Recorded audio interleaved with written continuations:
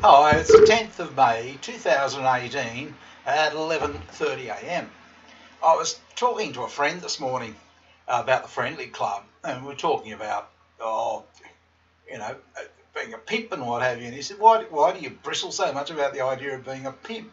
He said, you're running a whorehouse, aren't you? And I said, well, look, I don't like to think of it that way. Um, I like to think of it more as look, in my mind, a whorehouse is when you lots of guys here say that they they visit a prostitute when you need sex. I don't know. That's just, to me, it's just a personal taste thing. But I like to know the people. I sort of yeah, if sex happens, it happens. But it's more like it's somewhere between a um, what I'm setting up is somewhere between a relationship, boyfriend, girlfriend, a marriage, and any of that, and nothing at all. Okay, or with prostitution. It's sort of the idea is that for those who are interested, yeah, you actually get to know the girls and what have you. You have a drink with them, have a meal with them. You talk to them a little bit. I can't imagine it happened back in these days. It wasn't just for sex. I mean, they'd talk about what they were doing and that sort of thing, and the girls would get to know them. And that's kind of what I'm talking about. You didn't expect that much out of it. It was that sort of relationship, but it was better than just going to a knock shop, for sex. I don't know. Yeah, I mean, I don't, I don't look down my nose at anybody who does that. It's just not for me. And I certainly don't want a relationship or marriage. I want something in between. I don't know. I sense that a lot of guys here could probably use it as well. And it's a service I wanted. So I thought I'll pitch it to mgtow and just, see what happens.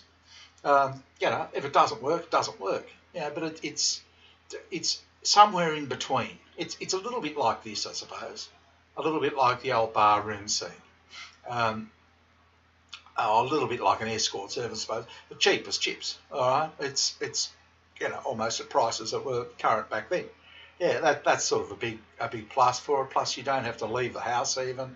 Yeah, there's no physical contact, but I mean, you don't. It's all there at your computer. Just bang, you're in. Okay. Um, but that's not the point I'm trying to make here. It's not an advertisement about the Friendly Club. It's although the link's in the description as usual.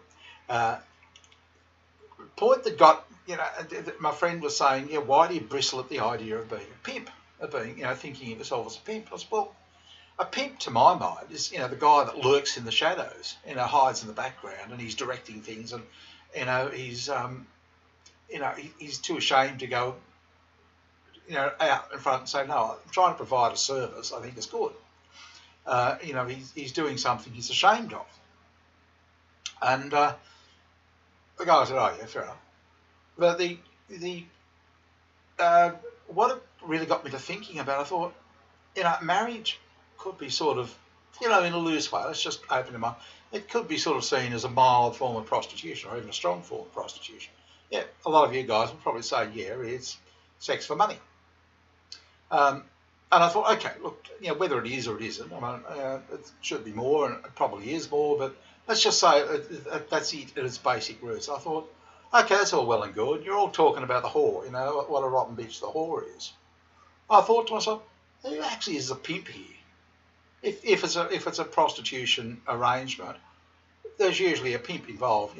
Rarely is there not a pimp involved somehow in organising the activity. So, who is the pimp? And I thought, well, follow the money. Who benefits from marriage? Really?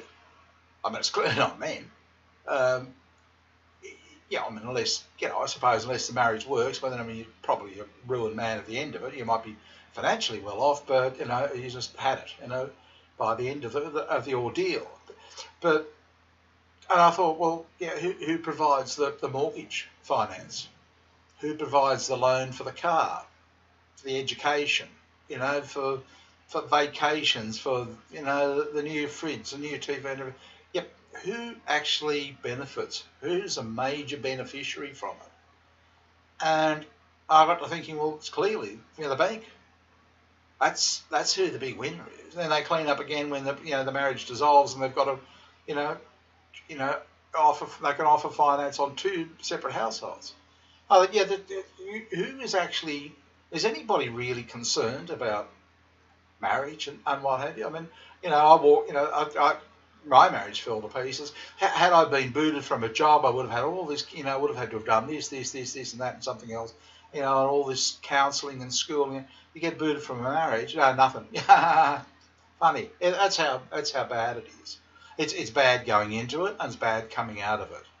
And and I think it's somebody having a laugh at you, in all honesty, taking your money. Okay, and you're all pointing the finger at women, but they're really, why not start looking at the pimp, the main pimp behind the scenes? I say that because I've been doing I do these surveys, and recently I've had a couple regarding banks. And I mean, I'm stripped down to bare bones at the moment, and I have very little money, and what I buy is for things I need: screens and what have you, lighting, microphones, anything that will help, get myself back on my feet again.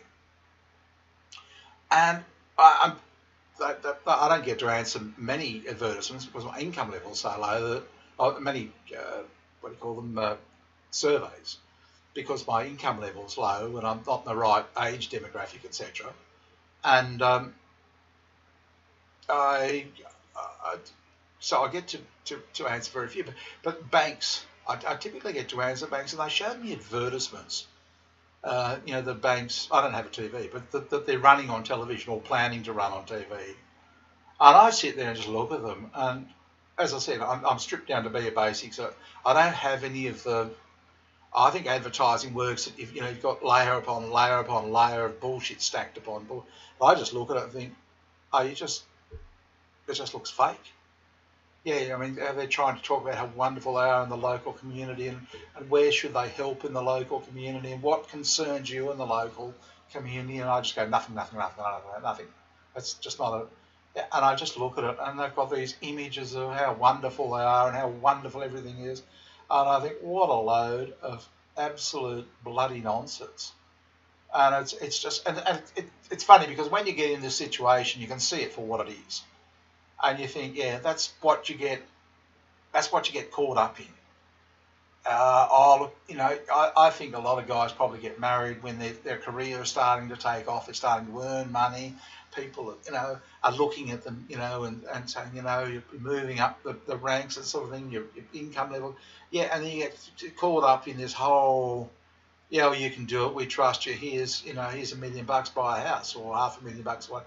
Yeah, okay. So, you get caught up in it.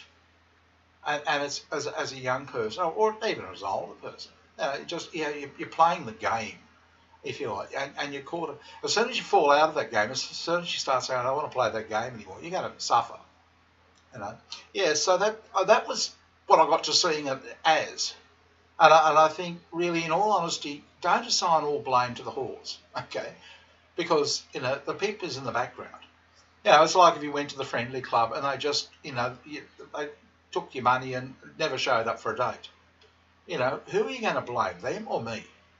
Okay? And you'd be coming to me saying, shit bloody service, don't do anything.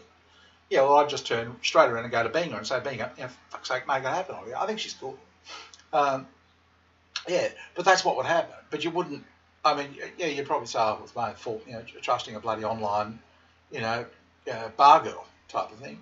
Yeah, but it's what we have to do here at the Friendly Club is build up trust. It's not easy, I can tell you. Every day I think, oh, God, will they do this? Will they do that? Will they? And at this stage, this is how low down my trust in women is. It's I am at that point where if they just turn up for a meal and do as I say, that will do for now.